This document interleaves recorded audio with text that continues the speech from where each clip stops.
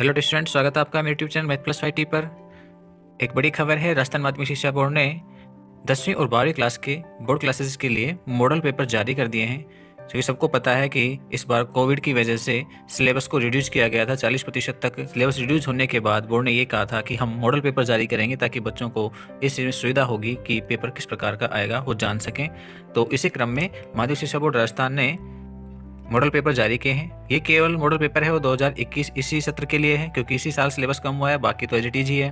तो हम इसके बारे में पूरा विश्लेषण करेंगे। उससे पहले यदि आपने अभी तक मेरे चैनल को सब्सक्राइब नहीं किया तो चैनल को सब्सक्राइब कर लीजिए, वीडियो को लाइक भी कर दीजिए ताकि हम आगे शुरू करें। तो हम बात करेंगे यहाँ पर मैथ्स के पेपर की। अब तक सिलेबस में हिंदी मीडियम, इंग्लिश मीडियम में अलग अलग चीज़ें हमें मिल रही थी। हमने सबका रिजल्ट देख करके दोनों को एनालिसिस करने के बाद में सिलेबस वीडियोज़ भी बनाए थे।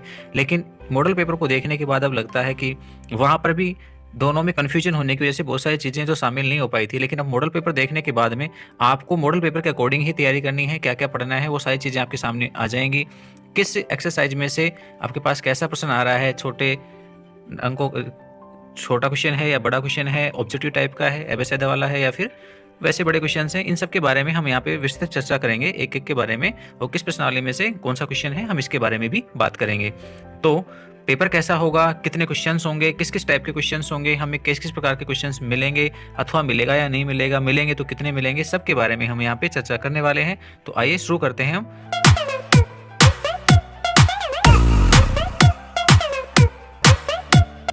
देखो, पेपर वहीं 3.25 घंटे का है, 80 मार्क्स का है। हालांकि सिलेबस आ गया था पहले, 80 मार्क्स के लिए ही है। यहाँ पर कुछ इन्फॉर्मेशंस दी गई है पेपर से संबंधित जो आपको बोर्ड एग्जाम में भी मिलेगी। या एक विशेष बात लिखी गई है जो हमेशा होती है लिखी हुई, कि आपको किसी भी प्रश्न में किसी भी प्रकार का विरोधाभास होता है तो आप हमेशा हिंदी में लिखे हुए प्रश्न को ही सही मानेंगे।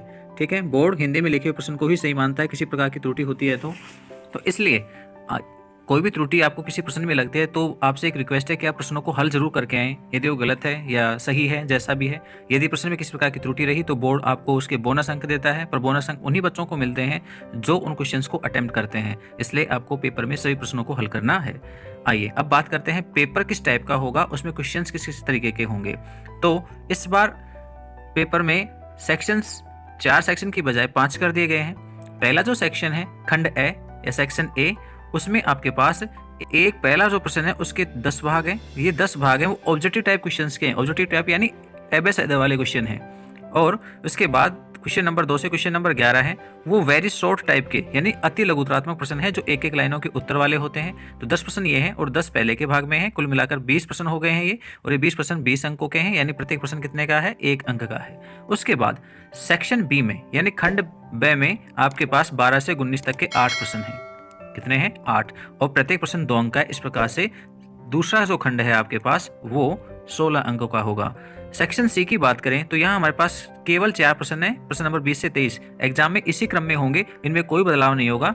ये भी 16 अंक के हैं, यानी आपके पास प्रत्येक प्रश्न 4 अंक का है। इस बार 3 अंक के प्रश्नों को हटा दिया गया है, उनकी जगह 1-1 अंक के प्रश्न आ गए हैं या फिर 4 अंक के प्रश्न हो गए हैं।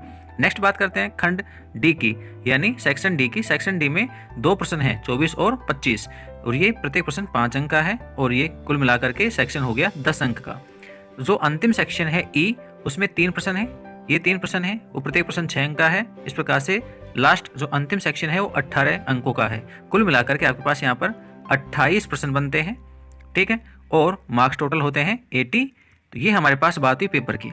ध्यान रखने की बात है यहाँ पर कि आपके पास छोटे प्रश्नों की संख्या बढ़ाई गई है ताकि बच्चे आसानी से पास हो सकें। 1-1 अंक के आपके पास 20 प्रश्न हैं। ठीक है, उसके बाद 2-2 अंकों के 8 हैं। बड़े प्रश्नों को यहाँ से हटाया गया है, काफ़ी हद तक कम किया गया है। साथ ही बात करें हम यहाँ पर चौथे, 5वें और 6ठे, ये जो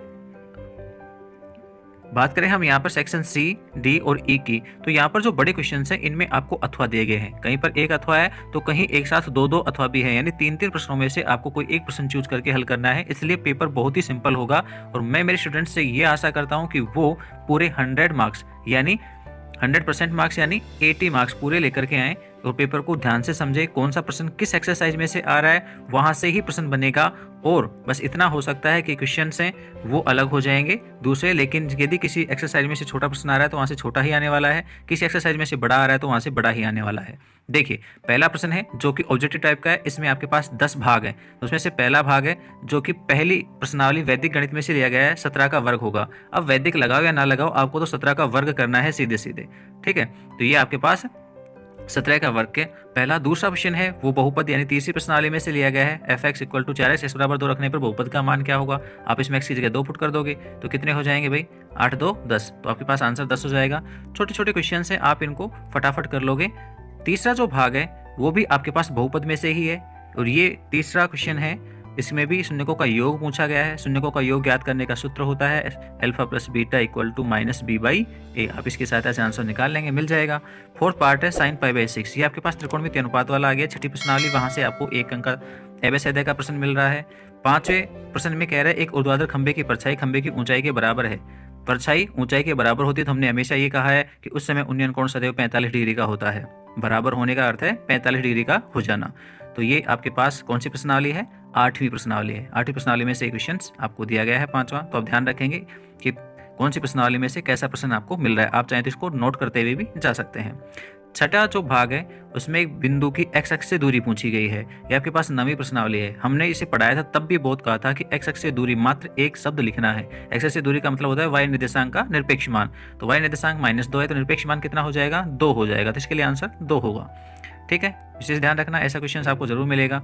7वां जो क्वेश्चन है वो कह रहे एक आकृति दी गई है, इसमें AD BD AE और EC का मान होगा। ये क्या है, आपके पास थेल्स प्रमेय के अकॉर्डिंग सोल्व किया गया क्वेश्चन है। तो आप यहाँ पे थेल्स प्रमेय लगा करके और यहाँ इसका सॉल्यूशन ज्ञात कर सकते हैं। नेक्स्ट हम बात करें 8वें की। थेल्स प्रमेय जो क्वेश्चन है वो आपके पास एक्सरसाइज 11 में से है, भाई ध्यान रखना, प्रश्नावली नंबर 11 में से क्वेश्चन है। और 8वां जो भाग है 3 संरेखीय बिंदु से गुजरने वाले वृत्तों की संख्या। यदि तीनों बिंदु संरेखीय हैं तो उनसे गुजरने वाले वृत्तों की संख्या 0 होती है। ये आपके पास वृत्त प्रश्नावली में से आ गया है। नेक्स्ट हम बात करते हैं, गोले का व्यास 6 सेंटीमीटर है, गोले का आयतन पूछ रहा है ये। तो गोले का आयतन क्या होगा, आप व्यास दे रखा है, त्रिज्या निकालेंगे और आयतन का सूत्र लगा करके उसे ज्ञात कर लेंगे, ठीक है। 16वीं प्रश्नावली है आपके पास, पृष्ठीय क्षेत्रफल एवं आयतन। उसके बाद है आपके पास बंटन का माध्यक पूछा गया है, ये सांख्यिकी प्रश्नावली में से पूछा गया है। और उसके बाद दूसरा प्रश्न है जो कि वैदिक गणित में से सूत्र निकलम का प्रयोग करके 105 का वर्ग पूछा गया है। प्रश्न नंबर 3 है वो भी वैदिक गणित में से ही है, 1 अंक का, 12 का घनफल सूत्र निकलम की सहायता से ज्ञात कीजिए। उसके बाद चौथा जो प्रश्न है वो आपके पास समांतर श्रेणी का है, पद पूछा गया है 7वां। 5वां जो प्रश्न है वो आपके पास प्रायिकता में से पूछा गया है। ध्यान रखना, क्वेश्चन इसी प्रकार से उन्हीं प्रश्नावलियों में से होंगे। ये सीरियल बिल्कुल सही है, इनमें चेंजिंग नहीं होगी। ये जो प्रश्न यहाँ पर दिए गए हैं इनमें बदलाव हो सकता है, प्रश्न दूसरे आ जाएंगे, लेकिन प्रश्नावली वहीं रहेगी, इतना आपको ध्यान रखना है। 5वां प्रश्न है वो आपके पास प्रायिकता प्रश्नावली में से है। छठा है वो भी प्रायिकता का ही है। 7वां है जो आपके पास रोड सेफ्टी में से पूछा गया है। 8वां जो है आपके पास वाहनों के लिए आवश्यक PUC का पूरा नाम लिखे, ये भी रोड सेफ्टी का क्वेश्चन है।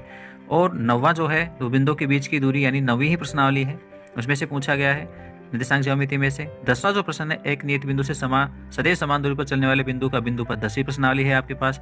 11वां जो प्रश्न है एक पासे को फेंकने पर 4 से छोटा अंक आने की प्रायिकता यानी प्रायिकता प्रश्नावली में से क्वेश्चन पूछा गया है। 12वां है वो फिर से वैदिक गणित का प्रश्न है, आपको वर्गमूल ज्ञात करना है 7225 का द्वंद्वयोग विधि की सहायता से। 13वां प्रश्न है वो द्विघात बहुपद से संबंधित यानी शून्यकों का योग और गुणनफल आपको दे रखा है, बहुपद पूछा गया है। तो ये प्रश्न आपके पास तीसरी प्रश्नावली बहुपद एवं द्विघात समीकरण में से है। 14वां प्रश्न है असमीका x>2 का आलेखीय विधि से हल समुच्चय। हमने पहले जो सिलेबस बताया था हमने ये कहा था कि आपके पास असमीकाएं हट गई हैं, लेकिन यहाँ पर असमीकाएं जो हटी हैं वो केवल 2 चरों वाली हटी हैं, इसलिए 1 चर वाली असमीका का प्रश्न यहाँ पे पूछा गया है। इसका मतलब आपको 1 चर वाली जो असमीकाएं हैं उन्हें पढ़ना है x>a या x a के रूप में, या फिर y a या a के रूप में। इस टाइप की जो x या y में जो असमीकाएं हैं उन्हें आपको जरूर बना करके चेक करना है, ठीक है। ये एक डाउट्स था, क्लियर हो गया है यहाँ पर। उसके बाद आपके पास 15वां प्रश्न है वो 7वीं प्रश्नावली में से पूछा गया 2 sin 45 cos 45 की, यानी 45 के मान रखने हैं और वैल्यू ज्ञात करनी है कितनी आएगी। 16 जो प्रश्न है वो आपके पास 8वीं प्रश्नावली में से है, ठीक है। आप तो ध्यान रखना 8वीं प्रश्नावली का क्वेश्चन है, 2 अंक का मिला है यहाँ पर। 17वां जो प्रश्न है वो आपके पास व्रत में से पूछा गया है, व्रत वाली प्रश्नावली में से आप इस प्रश्न को सोल्व करेंगे। और 18वां जो प्रश्न है वो आपके पास 14वीं प्रश्नावली है रचना, उसमें से पूछा गया है।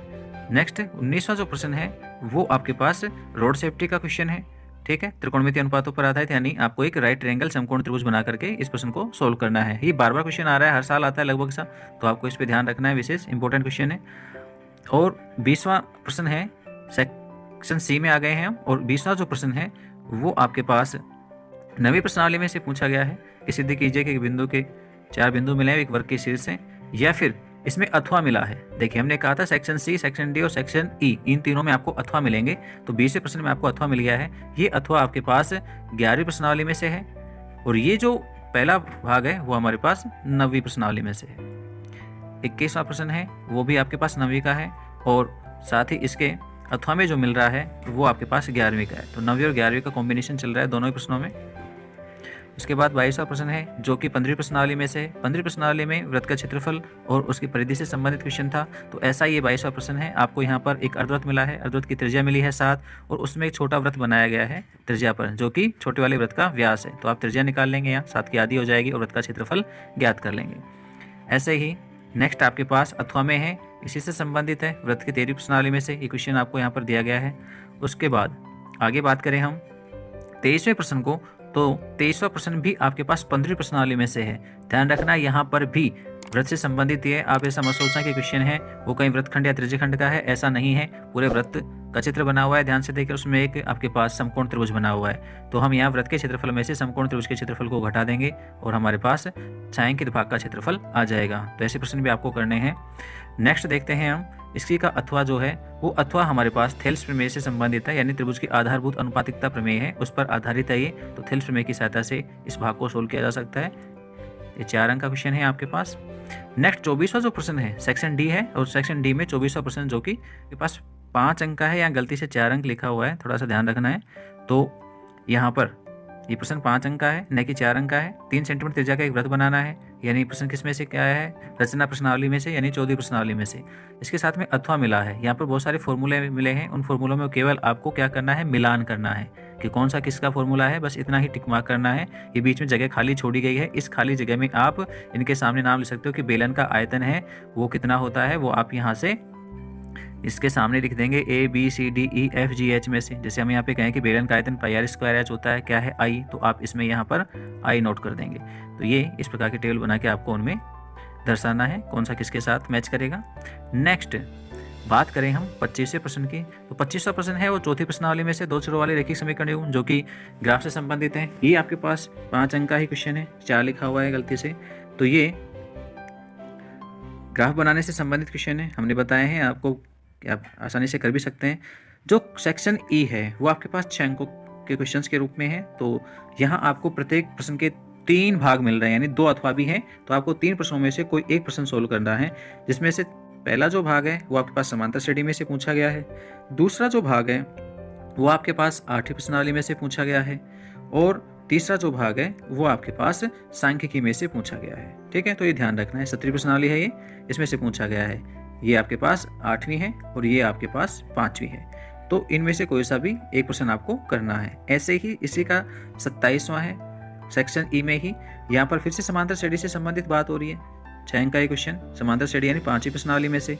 दूसरा हमारे पास त्रिकोणमितीय सरल समीकरण की जो प्रश्नावली है 7वीं, उसमें से 6 अंक का क्वेश्चन मिला है। साथ ही ये भी नहीं करना चाहते हैं तो आप माध्य ज्ञात कर सकते हैं एक वर्गीकृत बंटन सारणी का, तो 3 है यहाँ पर भी, 3 में से कोई एक करना है। और अंतिम 28वां जो प्रश्न है वो फिर से इसी टाइप का है, सेम। आपके पास समांतर श्रेणी है, आप त्रिकोणमितीय अनुपात या फिर यहाँ पर माध्यक निकाल सकते हैं। माध्य दे रखा है, पहले P निकालना है और उसके बाद में उसका माध्यक भी निकालना है। तो कुल मिलाकर के आपके पास यहाँ पर जो 6 अंक के क्वेश्चन है उन सभी में 3-3 है, प्रत्येक प्रश्न में 3 ऑप्शन है, और तीनों में देखें तो समांतर श्रेणी का क्वेश्चन है, और साथ में इंपॉर्टेंट बात करें तो त्रिकोणमितीय सरल समीकरण भी हैं। तो ध्यान रखें, आपको इसी टाइप के क्वेश्चंस की तैयारी करनी है, यानी आप समांतर श्रेणी को विशेष पढ़ लेते हैं तो समांतर श्रेणी से काम चल जाएगा, क्योंकि सभी में एक एक प्रश्न आपको समांतर श्रेणी का जरूर ही मिलेगा। ठीक है, तो दोस्तों ये था हमारे पास 10वीं क्लास का गणित का सिलेबस। आई थिंक आपको समझ में आ गई होगी सारी चीज़ें, कहाँ से क्या क्या पढ़ना है, हर एक प्रश्नावली का ध्यान रखना है, कहाँ से कैसा प्रश्न आ रहा है आपको वहाँ वैसे ही तैयारी करनी है। जहाँ से छोटा प्रश्न है वहाँ से छोटे क्वेश्चंस को देखना है, जहाँ पर बड़े प्रश्न है वहाँ से बड़े क्वेश्चंस को देखना है। बड़े क्वेश्चंस में अथवा खूब मिल रहे हैं तो आपके पास अपॉर्चुनिटी बढ़ रही है, आप अच्छे मार्क्स लेकर के आएँ। यदि दोस्त वीडियो अच्छा लगा तो अपने दोस्तों के पास शेयर जरूर करें, और हाँ रिक्वेस्टेड है प्लीज़ चैनल को सब्सक्राइब कर लीजिए। हम यहाँ पर हमारे चैनल पर 10वीं क्लास का लगभग 60% कोर्स सॉल्व करा चुके हैं और जल्द ही हम आगे आने वाली अन्य क्लासेस भी लेकर के आएंगे, क्योंकि मॉडल पेपर भी आ गया। तो हम इसीलिए सिलेबस को आगे नहीं बढ़ा रहे थे कि दिक्कत हो सकती थी, क्योंकि सिलेबस इंग्लिश मीडियम और हिंदी मीडियम में तो बहुत ही ज़्यादा डिफरेंस था। तो अब एक चीज़ क्लियर भी हो गई है कि हिंदी मीडियम वाला ही मान्य होगा, इंग्लिश में क्या हुआ है हम उससे ज़्यादा वरीयता नहीं देंगे। तो अब हम इसी पेपर के मॉडल पेपर के अकॉर्डिंग आगे की क्लासेस जल्दी ही प्रोवाइड कराना शुरू करेंगे। इन चीज़ों का फ़ायदा उठाने के लिए आपको रिक्वेस्ट इसीलिए कर रहे हैं कि आप चैनल को सब्सक्राइब कर लें, बेल आइकन में ऑल प्रेस कर लें, ताकि जो वीडियोज़ मिलें उनके नोटिफिकेशंस आपको मिलते रहें। फिलहाल के लिए इजाज़त दीजिए, बाय।